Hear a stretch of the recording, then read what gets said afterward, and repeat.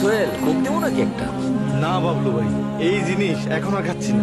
কেন, কি হইলো আবার? শোনেন নাই, এটা তো ওই জায়গা। তো খবরটা তুমি কই পাইলা? কেন, সুলতান যে বললো।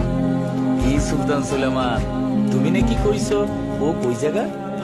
বাসার তারপরে তাই দেখাইলো।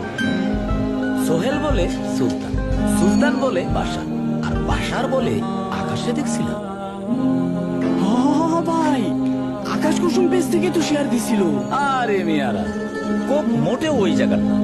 138 বছর ধরে 190টা দেশে লোকে কোক খায়। তুরস্কে খায়, স্পেনে খায়, দুবাইতে খায়, আর ফিলিস্তিনে তো কোকের ফ্যাক্টরি আছে।